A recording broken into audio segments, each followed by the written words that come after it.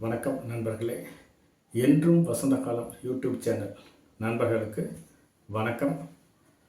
இன்றைக்கு நம்ம என்ன பார்க்க போகிறோம்னா, ஒரு குழந்தைகளை மனிதனாக வளர்க்கும் ஒரு நல்ல செய்தியை தான் நம்ம பார்க்க போகிறோம். நிறைய படிச்சிருப்பாங்க, எல்லாம் பண்ணுவாங்க, நிறைய வேலைக்கு போவாங்க. பிற்காலத்தில் பார்த்தா தாய் தந்தையரை, சுற்றத்தாரை ஆகியோர் அதாவது சுற்றத்தாரை மறந்துடுவாங்க. காசு பணம் இதுக்காகவே தன்னுடைய வாழ்க்கையை அர்ப்பணிப்பார்கள். தன்னுடைய தாய் தந்தை சொந்த பந்தம் எல்லாருமே மறந்துடுவாங்க. ஏன்னா நம்ம அப்படி குழந்தைய நாம் மனிதனாக நாம் முதலில் வளர்க்க வேண்டும். பிறகுதான் மற்ற எல்லா விஷயமும் நம்ம சொல்லிக் கொடுக்கணும். இதை பற்றி ஒரு தெளிவுபடுத்துவதற்காக தான் இந்த ஒரு சிறு கதையை சொல்லி இந்த என்றும் வசந்தகாலம் யூடியூப் சேனல்களுக்கு ஒரு உற்சாகப்படுத்துவதற்காக ஒரு கதையை சொல்லி நான் இன்று ஆரம்பிக்கிறேன். அதாவது மகாகவி காளிதாசர், அவர் உங்களுக்கு எல்லாத்துக்குமே தெரியும். மகாகவி காளிதாசர் அவர் எழுதிய நூல்கள் ரகுவம்சம், மேகதூதம், சாகுந்தலம், குமார சம்பவம், ரிது சம்ஹாரா, இந்த நூல்கள் எல்லாம் அவர் எழுதியிருக்காரு. மிகவும் நல்ல நூல்கள். நம்ம தமிழில் எடுத்துக்கிட்டிங்கன்னா தமிழ் படத்தில் சிவாஜி கணேசன் கூட நடித்த படம் இருக்காது. இவர் ஆரம்ப காலகட்டத்தில் ஒரு முட்டாளாக தான் இருந்தார். பிற்காலத்தில் கடவுளோட காளி அம்மனோட வரம் இவருக்கு கொடுத்து இவர் மிகப்பெரிய அறிவாளியாக மாறுற மாதிரி அந்த கதை அமைப்புகள் இருக்கும். அவரை பற்றிய ஒரு சிறு தொகுப்பு தான் இது. இவர் என்ன பண்ணார், ஒரு டைம் ஒரு வயல்வெளியில் நடந்து போயிட்டுருக்காரு. ரொம்ப தாகம் எடுத்துக்கிச்சு. எதுக்கால ஒரு பெண்மணி தண்ணி குடத்தோடு வர்றாங்க. தண்ணி குடத்தோட வரும்போது அந்த பெண்மணிக்கிட்ட கேட்குறாரு, அம்மா எனக்கு தாகமாக இருக்கிறது, கொஞ்சம் குடிப்பதற்கு தண்ணீர் கொடுங்கள் என்று கேட்கிறார். அதற்கு அந்த அம்மா சொல்கிறாங்க, அந்த பெண்மணி சொல்கிறாங்க, முதலில் நீங்கள் யார் என்று நீங்கள் அறிமுகப்படுத்திக் கொள்ளுங்கள், பிறகு நான் உங்களுக்கு குடிப்பதற்கு தண்ணீர் கொடுக்கிறேன் என்று சொல்கிறார். அதுக்கு இவர் சொல்கிறார், தான் ஒரு பயணி என்று சொல்கிறார். அதுக்கு அந்த பெண்மணி சொன்னார், உலகத்தில் பயணிகள் 2 பேர், ஒன்று சந்திரன், மற்றொன்று சூரியன். இந்த 2 பயணிகளை தவிர உலகத்தில் யாருமே பயணிகள் இல்லை என்று அந்த பெண்மணி கூறுகிறார். சரி, இவர் என்ன பண்ணுறாரு, என்னடா செய்கிறது, நமக்கு குடிக்கிறதுக்கு தண்ணி வேணுமென்ட்டு, அம்மா நான் ஒரு விருந்தினர் என்று சொல்கிறார். அதற்கு அந்த பெண்மணி சொல்கிறது, உலகத்தில் 2 தான் விருந்தினர்கள். ஒன்று செல்வம், அது வர்றதும் தெரியாது போகிறதும் தெரியாது. அடுத்தது இளமை. இளமை ஒரு குறிப்பிட்ட காலம் மட்டும் இருக்கும், பிறகு அது நீங்கள் இரு என்று சொன்னாலும் அது போய்விடும். ஆகவே நீங்கள் ஒரு விருந்தினர் அல்ல, விருந்தினர்கள் 2 பேர் என்று சொல்கிறார்.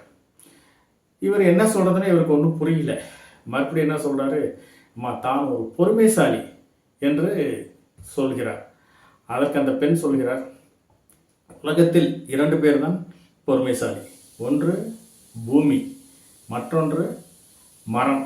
இந்த மரத்தில் நம்ம எவ்வளோ காய்கனிகள் பறித்தாலும் மரம் ஒன்றுமே சொல்லாது, பொறுமையாக தான் இருக்கும். அதே போல் பூமியில் நீங்கள் என்ன பண்ணாலும் பூமி பொறுமையாக தான் இருக்கும். ஆக நீங்கள் பொறுமைசாலியும் இல்லை என்று அந்த பெண்மணி மறுக்கிறார்.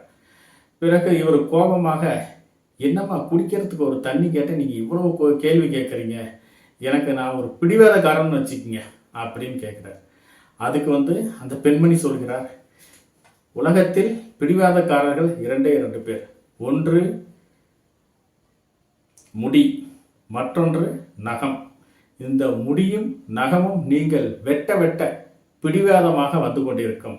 ஆகவே உலகத்தில் பிடிவாதக்காரர்கள் 2 பேர் தான் என்று அந்த பெண்மணிக்கு சொல்கிறார்.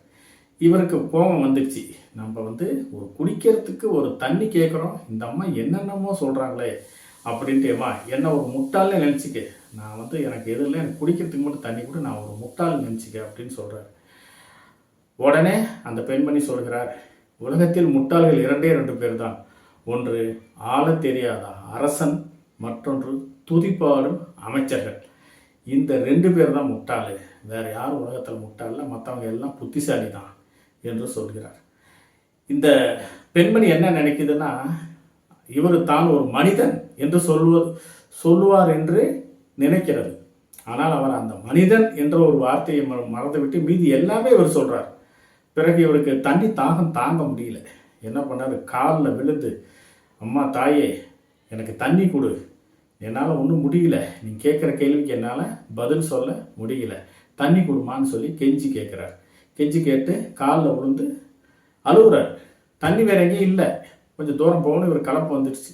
உடனே அந்த அம்மா என்ன பண்ணுறாங்க, மகனே எழுந்துரு அப்படின்ட்டு வந்து தண்ணி குடத்தோடு வந்தவர் சரஸ்வதி தேவி அம்மா, கடவுளான சரஸ்வதி. நம்ம படிப்புக்கு கும்பிடுவோம் இல்லையா, அந்த சரஸ்வதி தேவி அம்மாள் தான் தண்ணி குடத்தோடு வந்திருக்காங்க. மகனே நீ எழுந்துட்டு முதல்ல தண்ணி குடிச்சிட்டு சொல்கிறாங்க, முதலில் நீ மனிதனாக இரு, பிறகு நீ அறிவாளி, மற்ற எல்லாமே நீ இரு. மனிதனாக வாழ்ந்தால் மட்டுமே எல்லாத்தையும் நாம் ஜெயிக்க முடியும். அதனால் நீ முதல்ல மனிதனாக இரு என்று சொல்லிவிட்டு அந்த அம்மா தண்ணி கொடுத்துட்டு மறைஞ்சிடுறார். இது ஒரு கதை, ஒரு காவியன்னு கூட நீங்கள் வச்சுக்கலாம். அதுபோல தான் நம்மளுடைய குழந்தைகளை நாம் என்ன பண்ணணும்னா, ஒரு மனிதனாக தான் நம்ம வாழ கற்றுக் கொடுக்கணும். எவ்வளோ படிப்பில் முன்னேறி இருந்தாலும், எவ்வளோ ஒரு ஹைடெக் லெவலில் அறிவாளியாக இருந்தாலும், ஒரு பெரிய பன்னாட்டு நிறுவனத்தில் வேலையில் சேர்ந்து நிறைய கை நிறைய சம்பாதிச்சாலும் நமக்கு அவர்கள் குழந்தைகள் தான். நமக்கு நாம் அவர்களை மனிதனாக மட்டுமே தான் வாழ வைக்க வேண்டும். அவங்களோட மனசில் வந்து நம்ம, நீ ஒரு மனிதன், நீ மற்றவங்களுக்கு தொண்டு செய், உன்னோட அதிகார தோரணையில் ஆஃபீஸோடு வச்சுக்கணும் அப்படின்னு சொல்லி தான் நம்ம அவங்கள வளர்க்கணும். இந்த கதையில் இதுதான் நம்ம சொல்ல வரோம். நாம் எப்போதும் நம்ம குழந்தைகளை ஒரு மனிதனாக மட்டும் வாழ கற்றுக் கொடுக்க வேண்டும். பணம் சம்பாதிக்கிறதுக்கும், கார் வாங்குறதுக்கும், பங்களா வாங்குறதுக்கும் இதை மட்டும் நம்ம சொல்லிக் கொடுத்தா பத்தாது. நம்ம வந்து ஒரு மனிதனாக நாம் வாழ குழந்தைகளுக்கு சொல்லிக் கொடுக்க வேண்டும். இதுதான் இன்றைய ஒரு கருத்து. நன்றி நேயர்களே, மீண்டும் அடுத்த வீடியோவில் பார்க்கலாம். அதுவும் ஒரு சுவாரஸ்யமான கதையுடன் பார்க்கலாம். நன்றி, வணக்கம். இந்த சேனலை சப்ஸ்கிரைப் பண்ணுங்கள், ஆதரவு கொடுங்க. கொஞ்ச நாளாக வீடியோ போட முடியல, இருந்தாலும் இனி ரெகுலராக வீடியோ வரும், அதனால் சப்ஸ்கிரைப் பண்ணுங்கள். நன்றி நேயர்களே, வணக்கம்.